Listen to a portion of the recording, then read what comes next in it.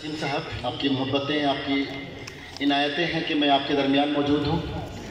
दरअसल मैं आपको बता दूँ कि उत्तर प्रदेश में चुनाव चल रहे हैं और हम लोग कवरेज के लिए गोरखपुर के इलाके में थे और अमीर खसरू की शायरी में हुब्बुल वतनी के हवाले से एक सेमिनार नरकटियागंज में हो रहा था जो हमारी रीच में था। तो नसीम साहब की गुजारिश पर उन्होंने मुझसे कहा कि मैंने कहा कि मैं ज़रूर आपके लिए वक्त निकालता हूँ और हाज़िर होता हूँ। बाकायदा मकाला चूँकि न मैंने लिखा है और बस कुछ, चूँकि अमीर खसरू का जो ताल्लुक़ था वो पटियाली गायों से है। बदायूं और पटियाले की जो सिर्फ गंगा है।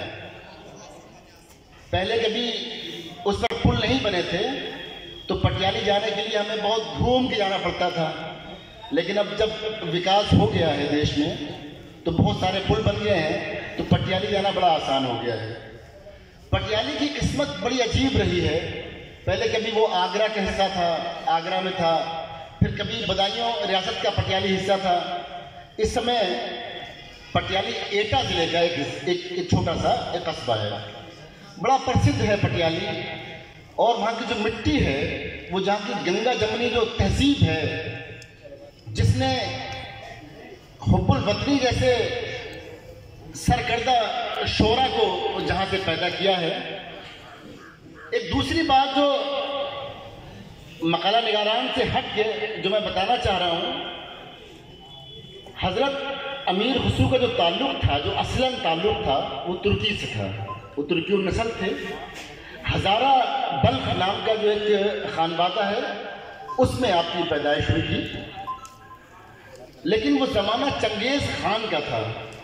चंगेज़ खान के मजालिम से दिल बर्दाश्ता होकर उनके आबा व अजदाद हिंदुस्तान हिजरत करके आए थे। लेकिन जब वो हिंदुस्तान आए थे तो उन्होंने उनकी सलाहियतों के नतीजे में उनको बड़े बड़े पद मिले, बड़े बड़े ओहदे मिले और वो हिंदुस्तान की मिट्टी में रच गए, बस गए, इसको अपना मस्कन बना लिया और ऐसी मोहब्बत की, और न सिर्फ मोहब्बत की बल्कि मोहब्बत का दर्स दिया।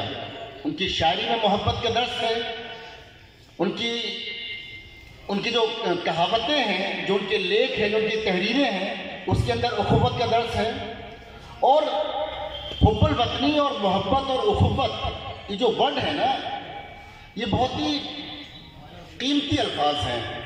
मैं अभी डॉक्टर आफ्ताब आलम साहब को सुन रहा था और उन्होंने बहुत ही मुख्तसर तारुफ कराते हुए सैयद एजुकेशनल वेलफेयर सोसाइटी का जो तारुफ कराया, उसके अंदर जो उन्होंने बताया कि उन्होंने कोविड के दौर में जो काम किए, इन तमाम कामों का ताल्लुक हुब्बुल वतनी से है। क्योंकि बिरादराने वतन के लिए जो काम करता है वही कर सकता है जिसके अंदर वतन से मोहब्बत होती है। और वतन से मोहब्बत हमें हमारे लिटरेचर से मिलती है, हमें हमारी साहित्य से मिलती है, हमें हमारी गज़लों से मिलती है, जिसके जनक जो है अमीर खसरू है।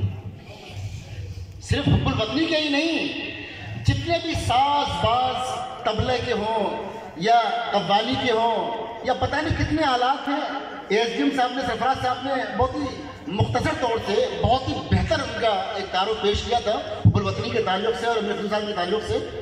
तो उन बात दोहराते हुए और उन अशार को जो डॉक्टर रिजवान ने और डॉक्टर सरफराज साहब ने जो अदा किए, उनको न दोहराते हुए मैं सिर्फ बताऊं कि हुब्बुल वतनी का जो ये सबक है, हमें उनकी हुब्बुल वतनी साबित नहीं करनी है, वो साबित शुदा है।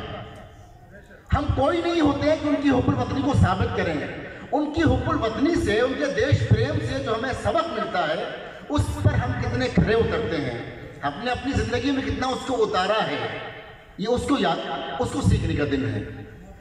उस ज़माने में मतलब तुर्की नस्ल जो हिंदुस्तान की मिट्टी में एक मुहाजिर की हैसियत से आया था, लेकिन इस मिट्टी को अपना बना लिया।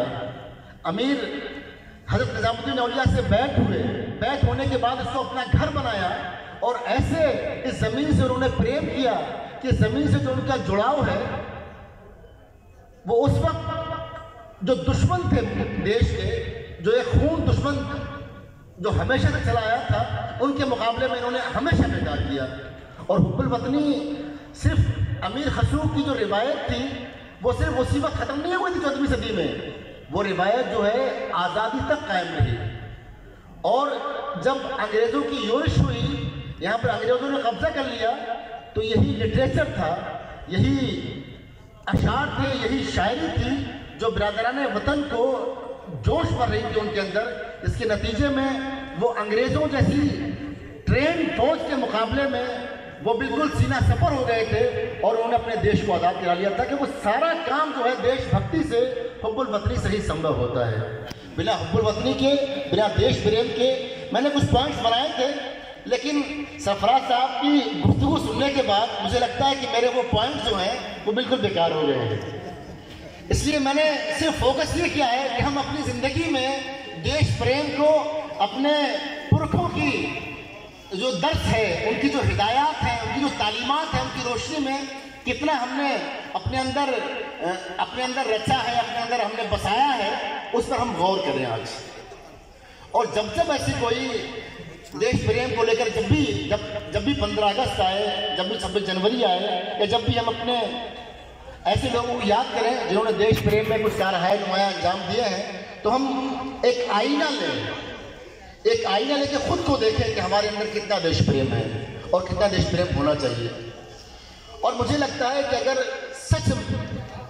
सही मानों में हर हिंदुस्तानी नागरिक के अंदर देश प्रेम भर गया तो हिंदुस्तान एक मिसाली हिंदुस्तान बन जाएगा, जो कभी जिस तहजीब के लिए, जिस ताकत के लिए जाना जाता था, असल में दुश्मन देशों ने कुछ लकीरें ऐसी खींच दी हैं, हमारे बीच में कुछ दरारें ऐसी पैदा कर दी हैं और वो कुछ अपने यहाँ पर लोग छोड़ के चले गए हैं जो हमें उकसाते हैं और हमें आपस में लड़ाते हैं।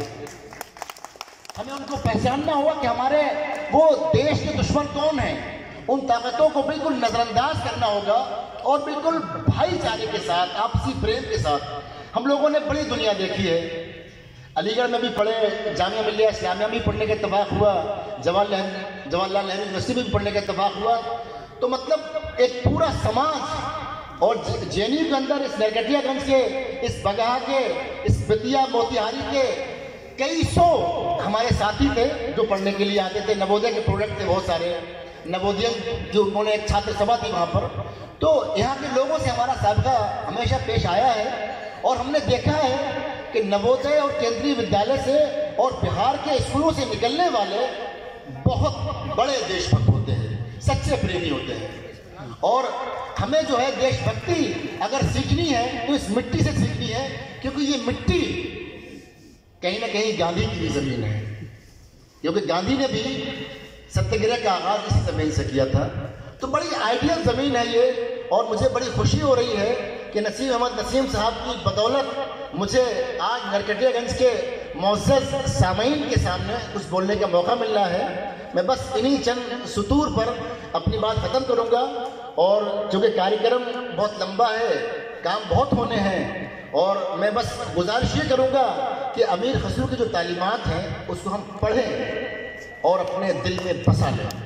बहुत बहुत शुक्रिया आप सबका।